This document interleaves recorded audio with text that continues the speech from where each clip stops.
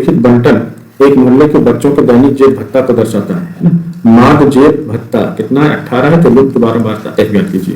ये भी क्वेश्चन बहुत इंपॉर्टेंट क्वेश्चन है ना, कई बार ये एग्जाम में आए हैं, तो बहुत ध्यान से इसको देखेंगे। तो यहाँ पर देखो दिया है कि दैनिक जेब भत्ता है कितना, 11 से 13, इसमें बच्चों की संख्या कितनी है? 7 है। 13 से 15 वाले भत्ते में बच्चों की संख्या 6 है, 15 से 17 में कितनी है? 9 है, 17 से 19 में 13 है, 19 से 21 में F है, और 21 से 23 में 5 है, और 23 से 25 में 4 है। तो ये जो F है ये यही लुप्त बारंबारता है, इसे हमें क्या करना है? ज्ञात करना है। तो इसके लिए हम एक सारणी बनाते हैं।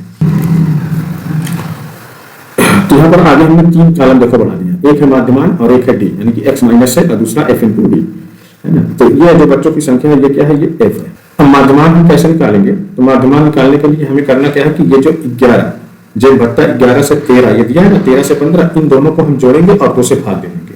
तो 11 और 13 कितना होता है? ये 24 है ना। 24 में आप 2 से भाग दे तो कितना जाएगा? 12। तो यहाँ पे माध्यमान आता है कितना? 12। इसी तरह से 13 और 15 हम जोड़ेंगे तो कितना आएगा? 28। 28 में 2 से भाग देंगे तो कितना आ जाएगा बेटा? 14। ये आ जाएगा हमारा 14। अब देखो 12 2 14, 2 और जोड़ दो कितना जाएगा? 16। इसमें 2 जोड़ो कितना गया? 18। इसमें 2 जोड़ेंगे कितना जाएगा? 20, और इसमें हम 2 जोड़ेंगे तो कितना जाएगा? ये 22, और यहाँ पे 2 जोड़ेंगे तो कितना जाएगा? 24। ठीक है। अब उसके बाद हम निकालते हैं x माइनस a यानी कि d, ये विचलन होता है। इसको कैसे निकालेंगे? अब यहाँ पर देखिए ये सब कुल कितना है? 1 2 3 4 5 6 7, तो इसके बराबर वाला हम ले लेते हैं है ना। तो यहाँ पे ये हमारा आ जाएगा a, ये क्या होगा? a है ना, 3 इधर और 3 इधर, बीच का कौन है? a।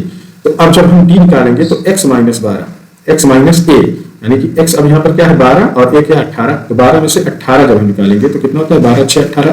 तो ये वैल्यू किसमें आएगी? माइनस में। यहाँ पे कितना जाएगा? -6। अब 14 में से 18 निकालेंगे तो कितना जाएगा? -4 आ जाएगा। 16 में से 18 निकालेंगे तो कितना आएगा? -2 आएगा। 18 में से 18 निकालेंगे तो 0 आएगा। अब 18 में से 20 निकालें कितना बचा? 2 है ना। अब 18 में से 22 निकालेंगे तो कितना बचेगा? 4, और 18 में से 24 निकालेंगे तो कितना बचेगा? 6। ठीक है। अब हम क्या करते हैं? f into D. f हमारा यहाँ पर कितना है? देखो 7 है, और d कितना है? 6, -6। तो 7 6 कितना हो गया? 42, यानी कितना आ जाएगा? -42। अब यहाँ देखो 6 और 4, तो 6 चौका 24, यानी कितना आ जाएगा? -24। अब यहाँ देखिए 9 है और ये कितना? -2, तो 9 दूनी 18, कितना आ जाएगा? -18। अब यहाँ देखो कितना? 13 है और यहाँ पे 0 है, तो 13 का 0 गुणा करेंगे कितना आ जाएगा? 0। यहाँ पे देखो f है, यहाँ पे 2 है, तो कितना आ जाएगा? 2f हो गया। 5 और 4 का गुणा करेंगे कितना आ जाएगा? 20, और 4 और 6 का गुणा करेंगे तो कितना आ जाएगा? 4 6 24। हो गया। अब हम इसका योगफल निकालते हैं है ना। क्या ज्ञात करेंगे हम? योगफल। सबको हम जोड़ लेंगे।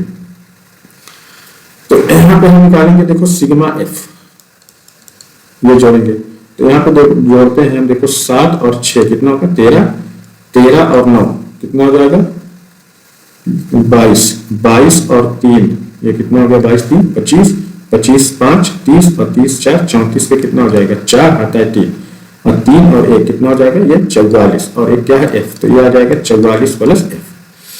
अब यहाँ पर हम निकालेंगे सिग्मा एफ डी।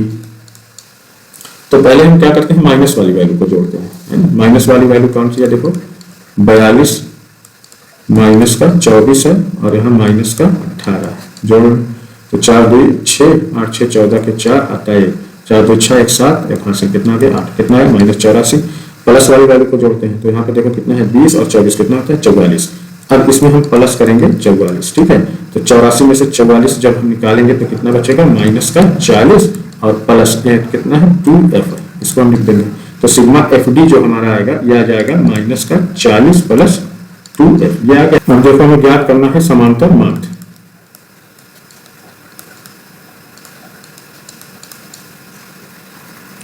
ये देखो फार्मूला होता है हमारा a plus sigma F D upon sigma F. तो समांतर माध्य है ना, माध्य जेब भत्ता कितना दिया है? 18, ये हो गया बराबर, और a बराबर भी कितना है हमारा? 18, यहाँ हम ये रख देते हैं, प्लस सिग्मा एफ डी कितना आया है? ये आया है 40 प्लस 2f अपान, और सिग्मा एफ कितना आया है? 44 प्लस f, ये आ गया। अब इस 18 को हम इधर लेके जाएंगे तो ये हो जाएगा 18 माइनस 18 बराबर, अब यहाँ बचता है हमारे पास माइनस का 40, ये कितना है? यहाँ है माइनस का 40, तो ये बचेगा हमारे पास प्लस माइनस कितना हो जाएगा? माइनस का 40 प्लस 2f अपान क्या हो जाएगा यहाँ पे? 44 प्लस एफ। अब 18 में से 18 निकल जाएगा तो कितना बचेगा 0 माइनस का 40 प्लस 2f अपान कितना आता है यहाँ पे 44 प्लस एफ। अब यहाँ पे देखो हम क्रॉस मल्टीप्लाई करेंगे तो इसका जब हम इसमें गुणा करेंगे तो ये पूरी वैल्यू क्या हो जाएगी 0 और इसका जब एक में गुणा करेंगे तो वही आएगा। तो यहाँ पे हमें मिलेगा माइनस का 40 प्लस 2f बराबर कितने हो जाएगा 44 प्लस एफ का जब हम 0 में करेंगे कितना आ जाएगा 0 है ना। तो यहाँ पे देखो अब हम यहाँ 2f अब माइनस का 40 है इधर जाएगा तो क्या आ जाएगा प्लस का 40 तो f बराबर कितना आ जाएगा बच्चों 40 भागे 2। यहाँ 2 का गुणा इधर 2 से भाग देंगे काट देंगे कितना आ जाएगा 20। तो f की जो वैल्यू आ रही है हमारे पास ये कितनी आ रही है 20 आएगी। जो लुप्त बारंबारता कितनी है 20 है। यही हमें क्या करना था यहाँ पर ज्ञात करना था, यही हमारा आंसर होगा।